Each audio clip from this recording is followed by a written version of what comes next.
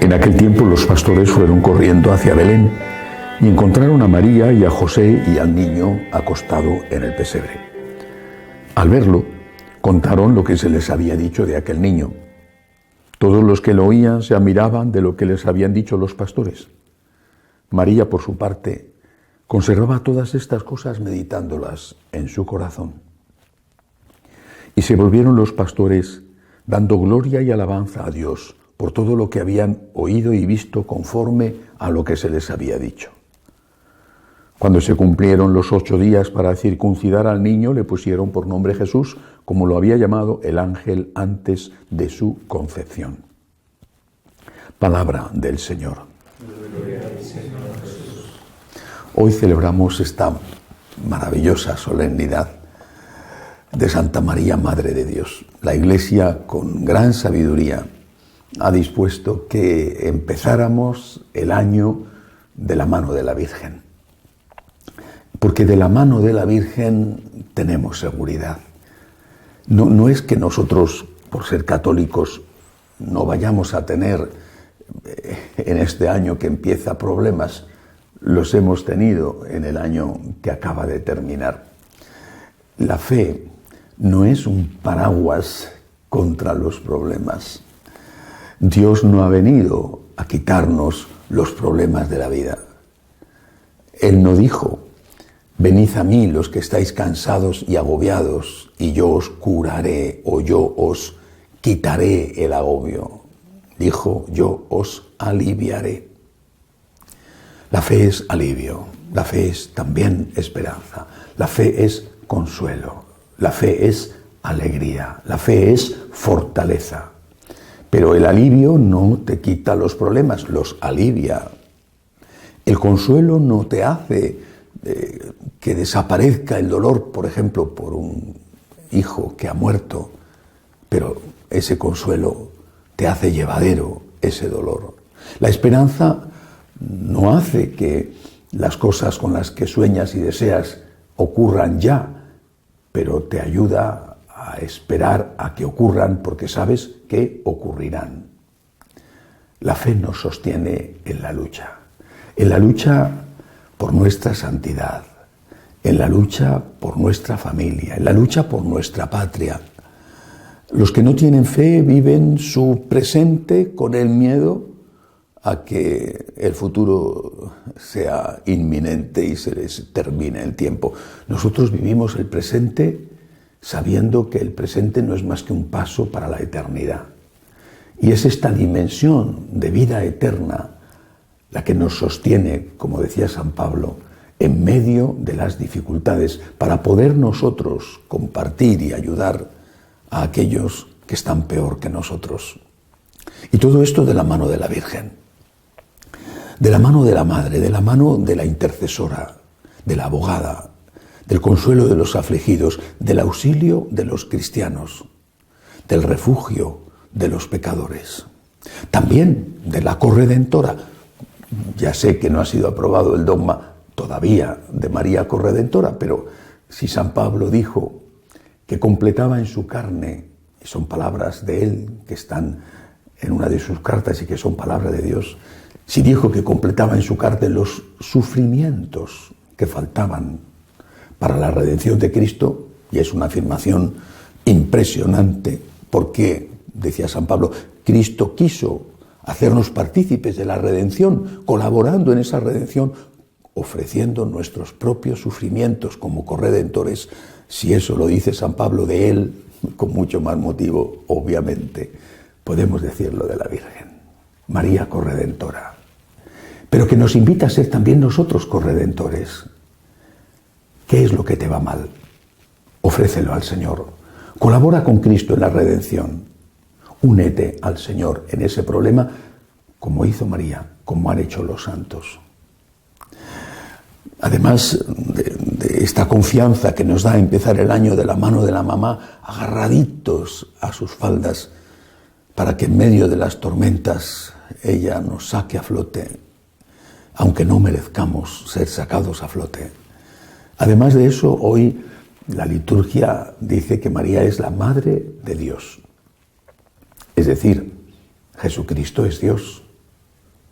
Cuando en los primeros siglos, sobre todo recién dada la libertad a la Iglesia con el edicto de Milán por Constantino en el año 313, cuando empezó a debatirse públicamente, porque se podía, antes no se podía, quién era Cristo, después cuál era la relación con Cristo, con Dios, con el Espíritu Santo, también se hablaba de quién era la Virgen. En la gran lucha contra el arrianismo, que no ha terminado después de 2000 años, en la gran lucha contra el arrianismo, la mayor parte, no hay que olvidarlo nunca, de los obispos católicos eran arrianos. Es decir, no eran católicos, aunque figuraban como obispos católicos. Eran arrianos, es decir, no creían en la divinidad de Cristo, creían que Jesucristo era un superhombre, un gran hombre, un mediador entre Dios y los hombres, pero no era Dios. Era imposible para ellos pensar que Dios se había hecho hombre, había asumido toda la fragilidad, toda la limitación del hombre.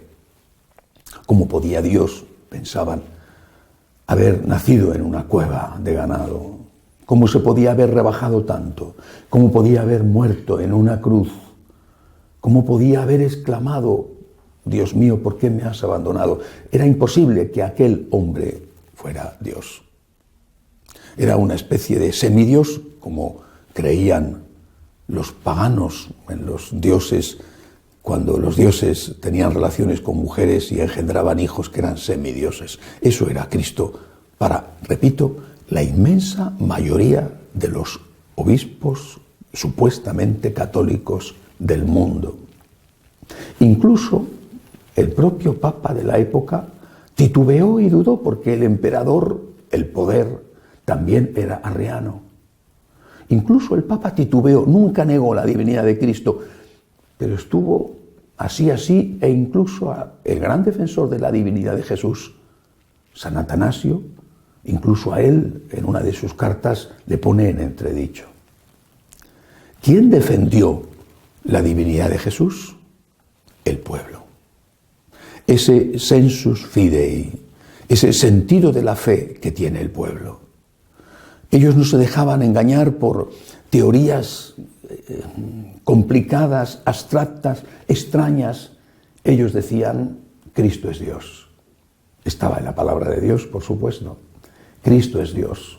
Lo mismo que aquel Tomás, pecador, pero que después de comprobar que Cristo había resucitado, cayó de rodillas y dijo, Señor mío y Dios mío. Lo mismo que aquel otro pecador, un asesino, que moría en la cruz, al lado de la cruz donde moría Jesús, y dijo, Señor mío y Dios mío también, porque regañó a su otro compañero y le dijo, no te importa ofender tú a Dios estando en el mismo suplicio que él. Nosotros también, el pueblo también, tiene que volver a decir hoy, Cristo es Dios. Cristo es Dios. Y cuando se celebró el concilio de Éfeso, donde se debatía precisamente la divinidad de Jesús, dicen que el pueblo entró en la iglesia de Éfeso, en aquella ciudad donde había vivido la Virgen, en aquella ciudad donde había sido sepultado San Juan el Evangelista, y que el pueblo entró y rompió las puertas de la catedral. No sé si es una leyenda o una tradición, pero es lo que dicen, y que entró gritando dentro del templo donde, repito, la mayoría de los obispos eran arrianos, y entró gritando Teotokos, en griego, era el idioma que hablaban, Teotokos, Madre de Dios, Madre de Dios. Eso es lo que hoy también celebramos. Cristo es Dios y María es su madre. Y aquello que concibió en su vientre era una sola persona, no eran dos. Una sola persona, la segunda persona de la Santísima Trinidad, que sin perder la naturaleza divina que compartía con el Padre y con el Espíritu, asumió la naturaleza humana y se convirtió en verdadero hombre. Y ella, en verdadera Madre de Dios, sin ser diosa, fue siempre una mujer Madre de Dios, porque un hombre era Dios, porque Dios se había hecho hombre. Así que hoy nos agarramos a las manos de la Virgen en medio de las tormentas y suplicamos: apiádate de nosotros, consuelo de afligidos. Apiádate de nosotros, refugio de pecadores. Apiádate de nosotros, corredentora. Apiádate de nosotros, ayúdanos en los momentos de oscuridad. Ayúdanos también para que no se nos suban a la cabeza los momentos de triunfo, de alegría, de éxito. Y proclamamos que ella es Theotokos, que ella es Madre de Dios, que su Hijo es Dios y que las palabras de su Hijo, por ser palabras de Dios, no pasarán nunca y no necesitan nunca ser actualizadas, en el sentido de ser leídas en contra de cómo fueron leídas e interpretadas durante 2000 años. Que la Theotokos, la Madre de Dios, interceda por nosotros y que nosotros podamos ser dignos hijos de tan gran Madre. Que así sea.